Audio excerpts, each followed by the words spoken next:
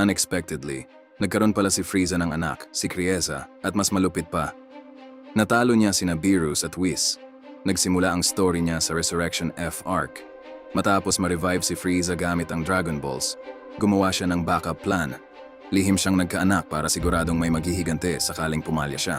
Mas nakakagulat, mas gifted si Krieza kaysa kay Frieza. Nang malaman niya na namatay ulit ang tatay niya, nag-training siya ng ilang taon. Then one day, nag-decide na siyang bumisita sa Earth para simulan ang revenge. Pagdating niya, chaos agad. Sa loob ng daang kilometro, parang impyerno ang paligid dahil sa lakas niya. Meanwhile, sa ibang parte ng Earth, nagtitraining sina Goku at Vegeta kasama sina Whis at Beerus. Usual sparring lang sana, pero this time, pinayagan sila ni Beerus mag full power. Pantay ang laban. Ultra Instinct ni Goku versus Ultra Ego ni Vegeta.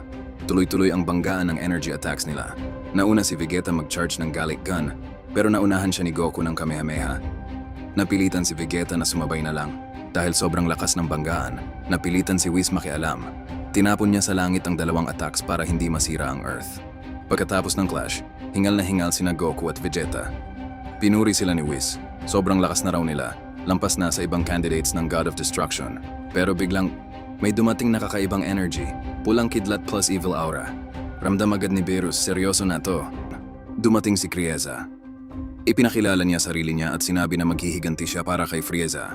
Dahil sa sobrang lakas niya, napilitan sina Beerus at Whis na umatake, even though bawal talaga makialam ang Angels. Kasi kung hindi, baka mabura ang Universe 7. Pero shocking, walang effect ang attacks ni Beerus, literal na zero damage. Then si Krieza casually naglabas ng red beam, boom, isang malaking explosion. Resulta, knockout si Beerus, sugatan si Whis. Game over agad. Wala nang choice si Goku, ginamit niya ang last trump card. Nag-fuse sila ni Vegeta gamit ang Potara, Vegito. Paglabas niya may wing form pa, sobrang astig ng aura. Kahit si Krieza medyo kinabahan. Unang suntok pa lang ni Vegito. Dumura agad ng dugo si Krieza. Nagalit si Krieza, nag-power up bigla. Lumabas ang mas advanced form niya, lean muscles, mas intense aura. Dito lang nalaman, hindi pa pala siya full power kanina laban kina Beerus at Whis. Horrifying to you? Habang tumatagal, lalong lumalala ang laban. Ramdam ang impact ng suntukan kahit daan-daang kilometro ang layo. Pure raw power versus raw power. Finally, seryoso na si Vegito. Ginamit niya ang ultimate move, Final Kamehameha.